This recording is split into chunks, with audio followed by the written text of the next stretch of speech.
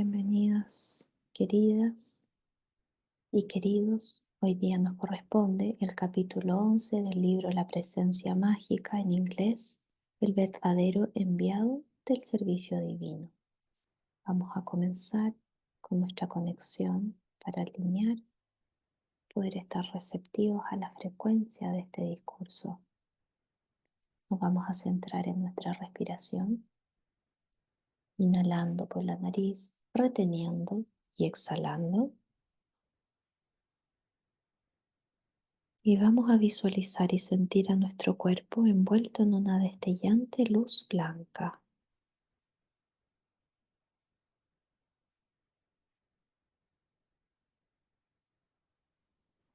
Manteniendo siempre esta imagen, reconociendo y sintiendo intensamente la conexión entre nuestra forma exterior y nuestra poderosa presencia I AM.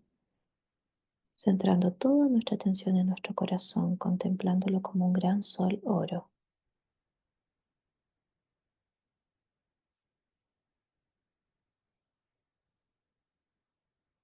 Yo acepto ahora alegremente la plenitud de la presencia divina, puro Cristo. Sientan la gran claridad de la luz y su intensidad en cada electrón de nuestro cuerpo.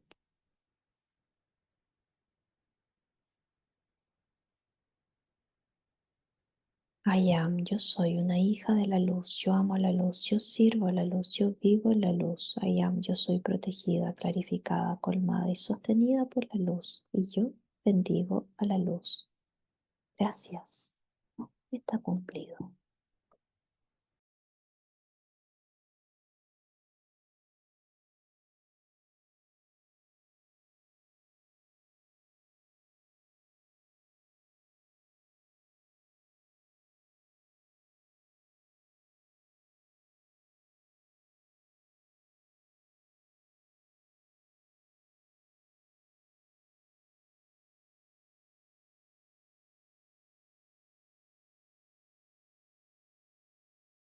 Chapter 11. The True Messenger of Divine Service. Late one afternoon we were returning with Electra from a drive along the shore of the Mediterranean, and had just entered the door of her home when a sealed letter dropped at Rex's feet. He picked it up and, opening it, read, "My beloved children, leave tomorrow morning for India. All is in readiness, and we are happy to welcome you. Saint Germain." Our host of the yacht had not been with us during our sightseeing trip in Alexandria, but when we arrived at the pier he greeted us joyously with the news that we had been assured of a calm, delightful voyage. We again passed through the Red Sea as we sped swiftly on our way to one of the greatest centers of spiritual light and power on this planet. Leto continued her instruction during the entire trip at Saint Germain's request, that Bob and Rex might reach the point where they could come and go from the physical body, consciously and at will. By the 5th day of our journey, they had become quite proficient, and, like most young people, wanted to experiment often in using their newly evolved powers. This Leto would not permit. There must be a very great sense of spiritual honor and integrity, she explained, in regard to the use of these mighty powers of the I Am Presence. For the great law of being does not permit them to be brought into our outer use except where it is for the accomplishment of permanent good. We must be aware at all times that whenever we use the life, substance, and power of this universe for the mere gratification or pleasure of the senses, only misery and destruction can be the result. The mighty I Am Presence works ceaselessly to build, release, express, and constantly expand perfection in all its creative activity, and permanently maintain love, peace, and constant service to all. If the sensations of the body and the outer activity of the mind are permitted to run riot and interfere with the divine life plan of the individual, disaster and failure are the result. The true student of light never uses his powers for the amusement and gratification of the senses, for exploitation of anyone's personality, nor to make money by producing phenomena. The Ascended Master's way of life is to give, give, give. First, love and adoration to his own mighty I Am presence, and then expand love and perfection by pouring it out to everybody and everything. To send out divine love without limit all the time is the whole of the law applied. If mankind could only understand this, the individual would realize that he must pour out this flame of divine love before the perfection which he desires can flow into his world and release things into his use. Divine love is a feeling, an actual ray of light which flows out from the flame within the heart. It can be sent forth so powerfully that this ray of light substance is both visible and tangible. It is the most invincible power of the universe. Use it, beloved ones, without limit, and nothing is impossible to you. By temperament and training, Lita was a calm, sweet, marvelously poised teacher, but we were amazed at the power she could release when she wished to impress a certain understanding of the law upon our consciousness. She was not accustomed to the boyish pranks of Bob and Rex, but she soon made it unmistakably plain to us all that no boyish pranks played any part in the operation of these great cosmic laws.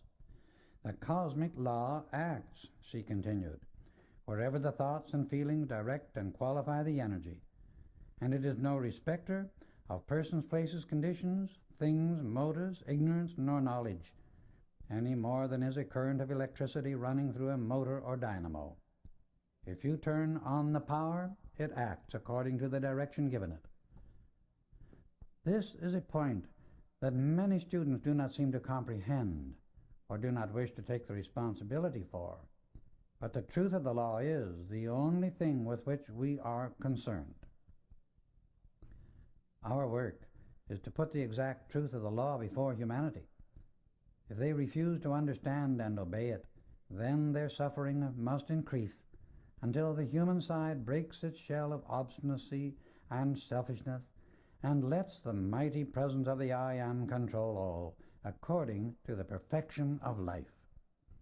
Therefore, never joke in thought, feeling, or the spoken word about the powers of the Godhead, for to do so without exception draws heart-breaking experiences into your world. Therefore, govern your outer moods with an inflexible will whenever you use the powers of the mighty I Am presence. In order to manifest the greater expressions of the I Am presence, the individual must become aware of and feel that presence within himself, and know that the very life energy which beats his heart and breathes through his lungs is constantly flowing into his physical body from his electronic body. His electronic body is projected into space from the very heart center of the cosmic life of the universe, which you have heard us refer to as the great central sun. This pure life energy flowing ceaselessly into the mind and body of the individual is the triune activity of the Supreme, acting everywhere throughout infinity. It is intelligence, substance, and energy, the one universal light out of which comes all manifestation. It is subject at all times to the conscious direction and use of the individual with self-conscious, individualized free will. The minerals, plants, and animals do not have the control of this activity, for only the flame of the Godhead is endowed with self-directing free will. The more attention one gives the mighty I Am presence, the more he will learn of the vast realms of wisdom that stretch before him. The more he realizes the immense responsibility and limitless opportunity that are his, the more should he ask the mighty I Am presence within his own heart to teach him all things. If one wants wisdom, he must turn his attention to the only source of wisdom, the mighty I Am presence. Only by acknowledging the I Am can the first impulse be given which releases its wisdom into the outer use of the individual. It is by acknowledgement that the first wave flows forth to release it into the physical activity. Otherwise it remains forever quiescent within the consciousness of the I Am. The release of it can only come at the command of the self-directing will of the flame of God. Learn to call forth these God attributes and activities from the very heart of the universe, and then use them in love to bless all mankind. If you will do this, there is no height you cannot attain, and no gift you can ask of life that life will not release to you, when you understand what part of you says, I am, and you are willing to use all to bless life everywhere with love. Use, use, use. Use the understanding of the I Am presence that you now have, and persist in loving and blessing life everywhere, and you will open wide the floodgates to freedom, the realms and activities of the limitless, the natural world and life of the ascended masters. Use the wisdom you now have, and more will come, as surely as your heart beats and your mind thinks. At dinner on the evening of the 7th day of the voyage, our host announced that we were to reach Bombay late the next evening, but we were to remain aboard until the following morning. Bombay is one of the most beautiful harbors in the world, and as our yacht came alongside the pier, we were greeted by the Indian master Shananda, to whom we were presented by our host. We drove to the railroad station, where we were conducted to a private car, every convenience being provided for us until we reached our destination. It was here only that the outline of our stay in India was given. First, we were to go to Calcutta and remain there 2 days while certain work would be given. The trip to Calcutta was delightful, and although the days were very warm outside, we were not aware of it in the train. We passed many places of great scenic beauty, and shortly after leaving Bombay, we missed Bob. We started a search for him, and as we entered his compartment, realized he had left his body. Lito warned us immediately. "Do not touch his body," she said, "for he has gone with the Master Shananda." For a few moments Nada had a hard struggle to command herself and keep at peace, for this was the first time Bob had gone forth from his body without previous preparation. However, she soon controlled her feelings and became at peace. In about 2 hours, Bob came walking into the observation car in which we had all gathered. He was as serene as could be, but the rest of us immediately asked concerning his experiences, and of course wanted to know where he had been. We could get him to reveal nothing, and finally he said, "Each of us is to keep his experience strictly within his own consciousness until the end of our destination, and then we are to compare notes." That afternoon Nod and Pearl were gone about 2 hours. The next morning Rex and I left our bodies. Each of us had experienced practically the same things, for we were being trained in accurate observation. Shri Singh, the brother who had taken Shananda's place, was delighted in every way, but very silent. Yet when he did talk, it was always for some very definite purpose. The day we arrived in Calcutta, Shananda reappeared to us, and when we had become seated at dinner, with his magic radiant smile, remarked, "I congratulate each of you on the fearless way in which you are able to leave your bodies and go forth strong and free. It means great enlightenment for all, as well as the entering into a tremendous field of service. Lito, my sister, you are a most efficient instructor, and your work with these students is remarkably well done. It is only in this freedom, my friends, that you are permitted to know, feel, and experience the full use of the cosmic rays. You are now in a position to receive the full benefit of your training with us." Electra and our host of the yacht were silent, but very careful observers of all that had taken place, and were no doubt being trained in the same way. We felt keenly the intensity and power of the instruction, for everything we did had a definite objective and purpose. We arrived in Calcutta and drove rapidly for about half an hour, finally coming to a stop in front of a beautiful building situated upon a prominence in which was evidently the best residential section of the city. Shananda led the way into the building which he told us was secretly owned and maintained by the Great White Brotherhood. The interior was a perfect dream of beauty, typical of many of the marvels in India. It breathed the wisdom, light, and purity of ages of perfection. We went immediately to the council chamber on the second floor, where we found the Brotherhood already assembled. We noticed seats had been left vacant at the head of the table of honor. Shananda led the way to these seats and took the head himself. It was only then we learned that he was the head of the Indian Council. As soon as all had assembled, the business part of the meeting was called, and some of the ascended masters were asked to give their protection to certain Englishmen in India who were sincere in their desire to bring about greater good. They also arranged for protection to be given a group of lesser brothers whose desire to do right was sincere and who were giving good service, but who did not always use the greatest discrimination in the outer activity because their zeal exceeded their wisdom. After the meeting, we were presented to all the members and spent a delightful social hour.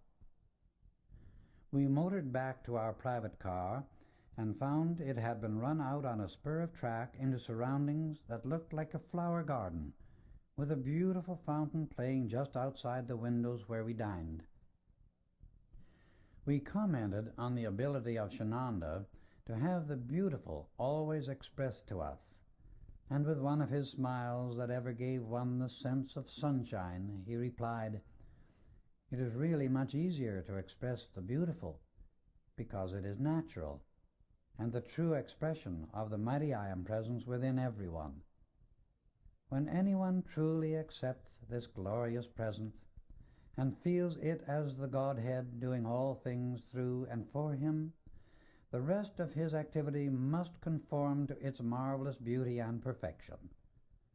The full acceptance of the mighty I Am presence by the individual always commands and governs all outer experience harmoniously. It is only when one truly and fully accepts this glorious God presence within himself that he becomes a true messenger for divine service.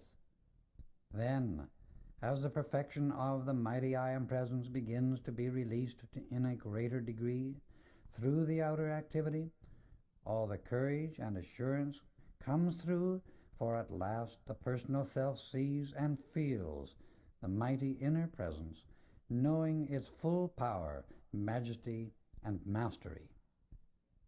The next day we were taken to one of the ancient temples, in whose subterranean chambers is going on a work undreamed of by the outer world. That night at dinner, Shananda told us we were to leave for Darjeeling early in the morning, and that we were to eat breakfast en route. The scenery was gorgeous, and the sensation of watching the giant snow-capped mountains come closer and closer as we gradually climbed in altitude was fascinating. But we soon began to feel the change, for we had risen more than 7,000 feet. We arrived at the top of our climb just in time to see a glorious sunset in a very clear atmosphere. In the distance, we could see Mount Everest and the other famous peaks of that glorious range. The majesty, towering presence of these mountains and the mystery of the ages that shrouded their past made us all feel a deeper longing than ever to reach to the inmost heart of the great eternal wisdom, to feel ourselves a part of it, and to be able to pour forth its blessings to all mankind, that they might be happy also. "I want you to stay here tonight," said Shananda, "and see the sunrise from this particular spot, as it will be many years before we shall see it again in cooperation with a certain cosmic activity that is taking place at this time. It is the first time in 70 years that these two activities occur simultaneously." At 3 o'clock we arose and mounted our little ponies, which took us still higher up the mountain to a point where we could see the sunrise to best advantage. We reached this place just as its radiance began to grow brighter. In a few seconds, great rays of light of every conceivable color began to shoot into the sky, and continued for fully 10 minutes. It was as if light itself rejoiced in the mighty presence of life. Then, as the great golden disk came into view, a quivering, sparkling radiance pierced our flesh and penetrated into the very centers of our bodies. Never before had we experienced any such sensation from sunlight. The vivifying effect lasted for hours, and the glorious feeling, the beauty of the scene left with us, still floods over me as I recall the experience. One knows, after such an occurrence, that the mighty master intelligence of the universe is still at the helm, and guides the destinies of our earth and humanity, notwithstanding all outer appearances of chaos to the contrary. You have felt within your bodies, said Shananda, a slight action of the mighty cosmic rays that have been directed to earth at the present time by great cosmic masters who are giving transcendent assistance in this cycle to humanity in its outer struggle. Their outpouring is a radiance of love, courage, and strength to the race that sustains the individual during this period of change, and so illumines his inner bodies that it enables the mighty I Am Presence to release more of its perfection into and through the outer self. Those of you who are to receive training in the use of these rays will be enabled to focus great streams of light essence and consciously direct them, pouring forth blessings to mankind through great currents of healing power and harmonizing streams of love. Few are ready to be taught how to control and use these mighty rays, but all for whom it is possible are being prepared now. These great streams of condensed light and pure substance can be drawn, qualified, and sent forth again to produce a definite result, as easily as a searchlight reveals the scenes it passes over.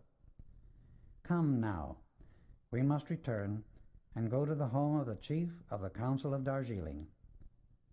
We went back to our ponies, which took us to Darjeeling, and thence we were driven by auto to a beautiful home built upon one of the lovely hills surrounding the city. The grounds were filled with stately trees, and the view over the country that lay below us was one of the most beautiful on earth. We were ushered in and presented to the head of this branch of the Great White Brotherhood. He was a tall, handsome man, with piercing dark eyes that seemed to look clear through one, but when there was no intense feeling being expressed, they were as soft as those of a fawn. To our surprise, he did not wear a turban, but his soft, beautiful dark brown hair waved slightly and fell to his shoulders. He was very gracious and gave us a most loving welcome. Glorious peace clothed him and his surroundings, filling the entire place with his wonderful radiance. He inquired about our trip, asked if we had enjoyed the sunrise from the mountain, and invited us to dine with him that evening. He talked very freely and told us many wonderful things about India. He repeated for our enjoyment many legends about the Himalayan mountains, and one in particular about the holy caves within the heart of this mighty range. His discourse was fascinating and instructive beyond words. Some of these caves, he said, you shall see while you are in India, for I know you are interested in the ancient records of mankind, and in one of them, the most ancient records upon this earth are still held in safekeeping.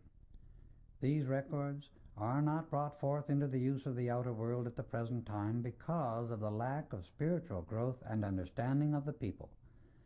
The race has a restlessness and critical feeling that is a very destructive activity, and these feelings find vent through fanatics of various kinds, whose understanding of life and this magnificent universe is so narrow and childish that they seek to destroy whatever does not agree with their own petty notions of what has been or ought to be the infinite plan of creation.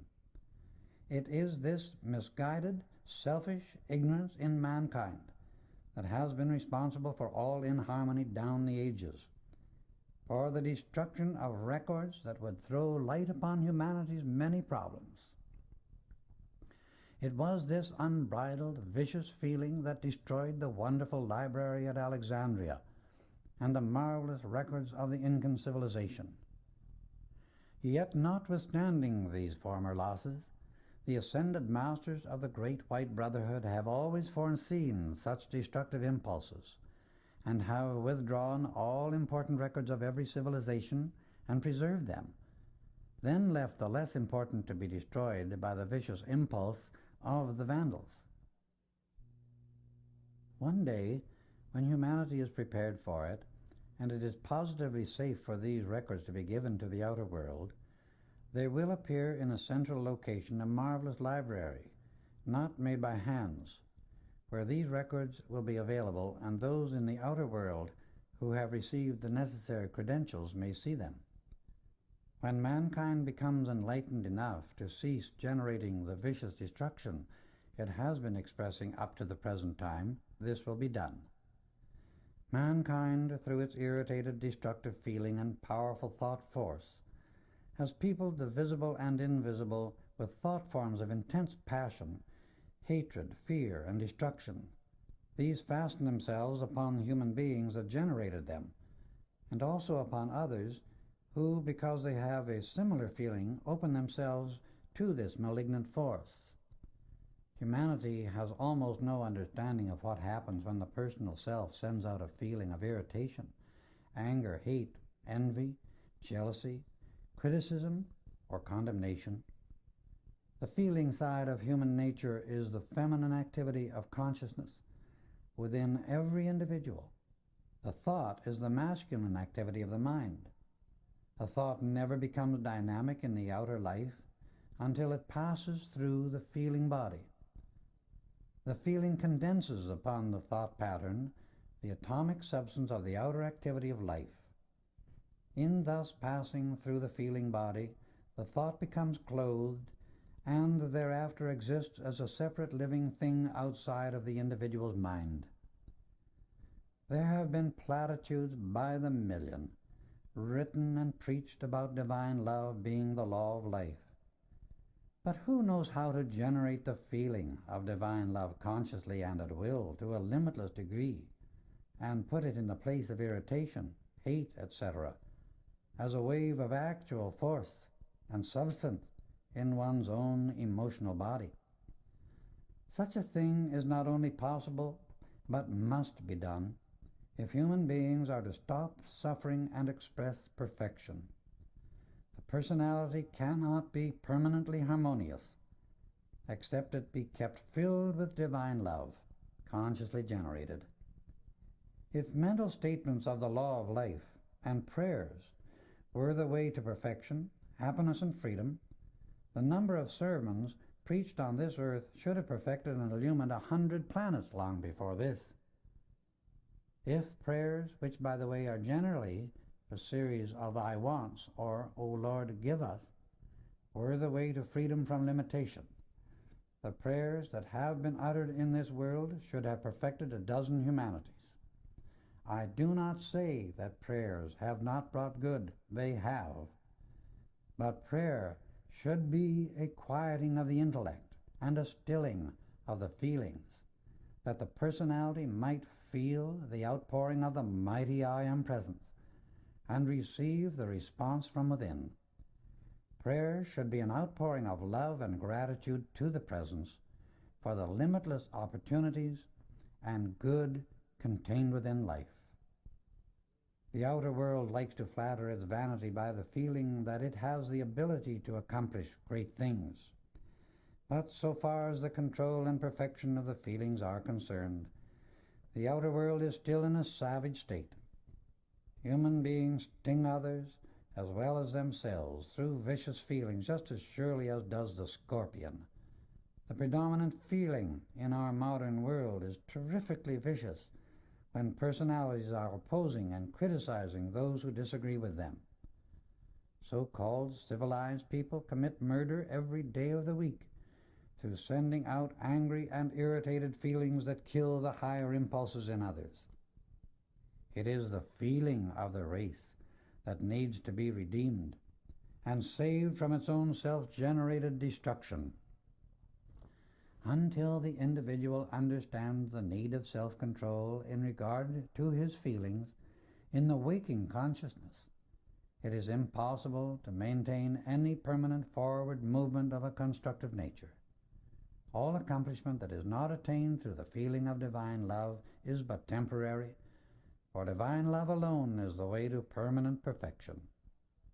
It is pitiful to see how, for centuries, the human race has occupied its time and used its energy to build up things through thought, and at the same time tear its creation to pieces by inharmonious feelings. It is childish, and is a stubborn refusal to fulfill the eternal plan of perfection. The hour is at hand when the great cosmic law which governs this system of worlds is releasing a tremendous expansion of the light of the mighty I Am presence throughout our group of planets, and whatever cannot accept the power of that light is consumed thereby. So mankind need no longer fool itself with the idea that it can continue to generate destructive feelings and survive. The end of the former dispensation has come, and all things are made new. Let him who runs read, that he may learn the way of light, while there is yet time. There is no evil anywhere on this earth or any other, except that which human beings have generated themselves sometime, somewhere. Most of it has been done through ignorance, but a great deal has been done willfully by those who ought to know better and who are fully aware of their wrongdoing. The individual who uses his intellect to foster destructive activities in the new cycle into which we have recently entered must face his own destruction, for its recoil is inevitable. It will be swift and definite, for the present activity is expressing such speed that the recoil is many times only a matter of hours, weeks, or months at most, where heretofore it has been a matter of years. The ascended masters work ceaselessly to have humanity understand and see this, and the work of our messengers is to get this truth into the consciousness of mankind as clearly as possible. It is now nearly dinner time. Attendants will show you to your quarters. After refreshing yourselves, return here and we shall dine. Later, dinner was announced by beautiful chimes. Our host offered his arm to Nada and led the way into a magnificent banquet hall which must have seated fully 500 people. This is really our council chamber, he explained. Later this evening, all the members of the Darjeeling Council will assemble here. We enjoyed a most delicious dinner, while our host entertained us with an endless fund of information. As we were leaving, he asked to be excused, as he had work to do before the council met. Our host, said Shananda, in whose care he had left us, is a brother of great wisdom and power, but the very embodiment of gentleness and kindness. At 9 o'clock he returned, and offering his arm to Leto, led the way into the council chamber, where 200 members of the Great White Brotherhood had already assembled. He took his place at the head of the main table, and seated half of our group on his right and the other half on his left. He called the meeting to order, and their work began. We were thrilled again and again as we listened to the solution of many important world problems, especially some of those which were holding the attention of Europe at the moment. He then assigned certain duties to many of the brothers. The meeting adjourned, and we were presented individually to many of the members. We'd been enjoying the social activities for some few moments when I noticed that Rex was laboring under the strain of some intense excitement. He watched one of the members closely for some time, and then went quickly and boldly up to our host. He informed him there was a spy in the room. and pointed out the individual. For an instant, it seemed as if the power within the chief would crush him. But Rex was clothed in a divine dignity that never flinched. "That is a grave charge," said the chief. "It will require proof." At that moment, the man in question came up to Pearl and realized instantly that he was being watched. He reached into the folds of his robe, drew something forth, and raised it to his mouth. Pearl seized it as quick as a flash, and Bob, who stood near, with one leap, pinned the man's hands behind him in a grasp of steel. "Search him," said Pearl as our host stepped forward, and Rex, without waiting for authority from anyone, went through the spy's clothing like lightning. He found all the proof they needed of his activities as a spy. As the chief came forward and saw the name on the papers Rex handed him, he was surprised indeed, for the spy, who was an educated Afghan, had been sent into India by a government that breeds only destruction, and had ferreted his way into the outer ranks of this council to obtain information which he had been using against them. At a signal, one of the brothers stepped forward and led the spy from the room. "Brother Rex," said our host with a gracious smile, "you have served the cause of light well, and rendered our brotherhood a blessing of tremendous import. There has been a leak in some of our activities recently. Tell me, how did you become aware of his operations? He has been deceiving us very cleverly."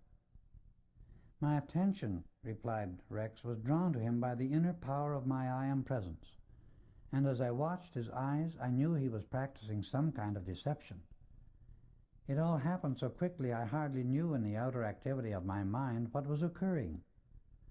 If it had not been for Pearl, my twin ray, we would have been too late. Outwardly, you three may not have known what it was all about, but the mighty presence of the I Am has acted with unerring decision. You see, my beloved ones, how the twin rays can act with the speed of lightning in perfect unison when the great inner presence is allowed to have full control. My sister and brother," he continued, as he extended his left hand to Pearl and his right one to Rex, "you will be able to do splendid work for the mighty I Am presence, the great white brotherhood, and humanity, and I bless you for that service." "What is to be done with the spy?" asked Pearl. "The man knows what he must do," replied the chief. "Let us forget it ever happened. We shall always remember your service to the brotherhood." By this time most of the guests had left, so we bade our host good-bye, for we were leaving Darjeeling in the morning. We did not stop again at Calcutta, but went directly through to Benares, the sacred city of the Hindus, and one of the oldest cities in India. As our private coach drew into the railway station, we became keenly aware of a sincere devotion in the very atmosphere of the place. Imagine our joy when almost the very first person we saw was our beloved friend Alexander Gaylord, who had arrived in Benares only a few hours before. Rex, Bob, and I made a dash for him as soon as the train stopped. When his friend, the owner of the yacht, came up to greet him, they looked into each other's eyes with a deep love and understanding born of centuries of association. As Leto, Gaylord's twin ray, approached, he extended his arms and held her close to his heart. Shananda then presented Electra. "We are to be guests this evening of one of the oldest councils in India," he said. "It is to be purely a spiritual feast, devoted entirely to the guests. All members of the order are to wear their seamless robes. I shall return for you at 6 o'clock. We returned to our compartment and prepared for the evening banquet.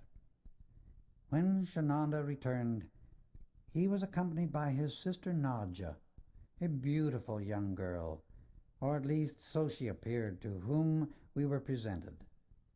We were driven to a beautiful building on an elevation overlooking the city. As we approached the entrance, involuntarily we expressed our joy at the beauty and exquisite surroundings of the scene we gazed upon. As we passed through the entrance, we entered a rotunda of pink marble, veined with soft green, in which there were 7 white marble pillars.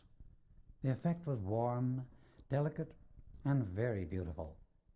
Nadja led the way to the dressing rooms where we donned our seamless robes, and then conducted us toward a great arched doorway that opened at our approach, admitting us into a large, magnificent council chamber made entirely of white marble and elaborately decorated in gold. There were no lighting fixtures in the place, yet it was filled by a soft white light that was wonderful. This great hall seated fully 500 people, some 200 having already arrived. "We are to be honored tonight by 3 divine guests," announced Shananda as he presented us to those assembled. And we took our seats. Let us meditate upon the great principle of life, the mighty I Am presence, until music shall signal the close of our meditation. Presently, the soft tones of great bells stole gently upon the air, and as we raised our heads and I looked toward the head of the table, where the 3 vacant chairs had been, we could scarcely repress our exclamation of joy and surprise as we saw our beloved Saint Germain at the head of the table, on his left Nada Reborn, and on his right Daniel. Everyone in the room rose in honor of these blessed beings as the guests of honor. Our impulse was to rush to them in greeting, so great was our joy, but something in each of us controlled all outer activity as we bowed low in quiet dignity and loving respect. "I present to you our beloved brother of light, Saint Germain," said Shananda, addressing those assembled, and his 2 guests, Nada and Daniel Rayborn, who raised their bodies as his students in America. Our sister raised her body after what to the outer world seemed death. Our brother Daniel accomplished his victory without coming to that point. At the close of this explanation, the light within and about Shananda blazed forth in a dazzling radiance as he continued, "Our blessed brother and honored guest, Saint Germain, will have full charge of the evening and will conduct the rest of the work." Saint Germain, in his usual loving dignity, bowed in acknowledgment of the greeting and replied, "We shall have a banquet tonight served from the cosmic kitchen. Many of you have heard of these activities, but have not seen nor experienced the actual manifestation. In the great cosmic treasure house surrounding you is an omnipresent substance from which is produced everything the heart desires. The beautiful banquet tables had jade tops, so no linen was supplied to cover their magnificence. Saint Germain asked all to bow their heads in loving acceptance of the great abundance and outpouring from the mighty I Am presence. As he finished his acknowledgment to the source of all life, the service for the meal began to appear. The plates, cups, and saucers were made of pink china decorated with delicate moss roses. The silver knives, forks, and spoons had carved jade handles, and tumblers of carved jade filled with a golden sparkling nectar appeared at the right hand of each guest. Then followed a tiny loaf of bread about 2 by 2 by 4 inches appearing upon each plate. The food for each person came individually, as if it had been ordered separately, for everyone received that which he most desired until all were served abundantly and were satisfied. Next came many kinds of luscious fruit in great golden containers, and for dessert, a kind of fruit whip appeared in crystal dishes. The entire banquet was served without the clatter of a single dish, and at the close Saint Germain arose and addressed the guests. "The great ascended masters," he began, "have wanted you to see, know, and partake of food which is produced direct from the omnipresent cosmic substance. This substance is what has been explained to you as the pure electronic substance which fills infinity, and out of which all forms are created and all manifestation produced. This limitless substance about you everywhere is yours to manipulate, to mold into form without any limit whatsoever, when you hold close enough and sincerely enough without interruption to the mighty I Am presence in you. This glorious angelic being and power, which is the real you, who is constantly pouring its energy into your physical brain and body, is God individualized at your point in the universe to mold this cosmic substance into whatever form you decree. To the human beings who do not or will not recognize the mighty I Am presence, the use, joy, and freedom of this great bounty by direct precipitation remains unused, because their feeling of fear, doubt, hate, anger, selfishness, or lust builds an impassable wall around them, shutting out the power and perfection of the light which would otherwise come through.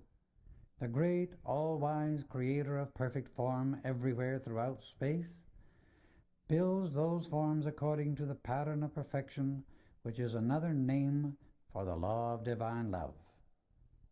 This always means the orderly, harmonious way of attraction. The feeling of doubt, fear, etc., is a rate of vibration which shatters form and scatters substance. Hence is diametrically opposed to love, harmony, and order. To the individual who acknowledges the mighty I Am presence, takes a determined stand with it, and continually maintains a feeling of divine love in the personality, to him all that you have seen done tonight is possible of accomplishment, right now in this lifetime. This banquet has been given for your encouragement, enlightenment, and strength. The power of precipitation used here tonight is within every individual. I assure you it is no myth. Turn to your own mighty master within. This will enable you to acknowledge the I Am. Continually turn to it, that its mighty power may be released and the ascended master wisdom come forth, directing your every activity. Break down the self-created barriers that have bound you, and see what an avalanche of good the mighty I Am presence stands always ready to pour out into your use at your conscious command, when you charge your feelings with divine love and maintain order in the temple, your mind and body. Our good brother Daniel Rayborn has something which he wishes to tell you. As Rayborn arose, we felt a thrill pass through the whole room, and for more than 30 minutes he poured forth marvelous wisdom with a force that seemed to burn the very words into the consciousness of everyone. He spoke with the conviction that could only come from one who had more than human power. Shananda said a few words in praise and gratitude to our wonderful guests, asking them to be with us again soon. Saint Germain then arose and continued, "Most gracious host and friends," he began, "I wish to present the entire service used at this banquet to your council for future use. Observe." Instantly all the used service began reappearing on the tables as clean and fresh as if it had never been used. In the midst of this joyous experience, a beautiful vase of carved jade filled with wonderful pink roses appeared on each table.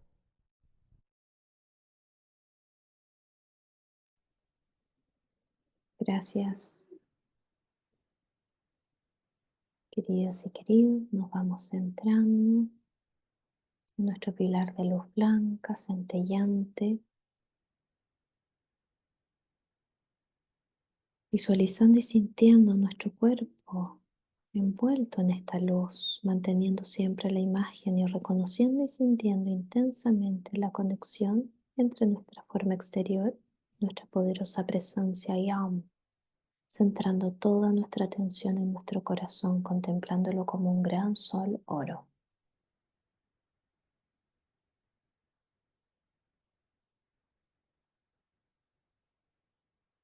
Yo acepto ahora alegremente la plenitud de la presencia divina, el puro Cristo. Sientan la gran claridad de la luz y su intensidad en cada electrón de nuestro cuerpo. I am, yo soy una hija de la luz, yo amo la luz, yo sirvo a la luz, yo vivo en la luz. I am, yo soy protegida, clarificada, colmada y sostenida por la luz, y yo bendigo a la luz. Gracias, está cumplido. Co-creamos esta semana libre, perfecta y armónica en la máxima opulencia. Gracias.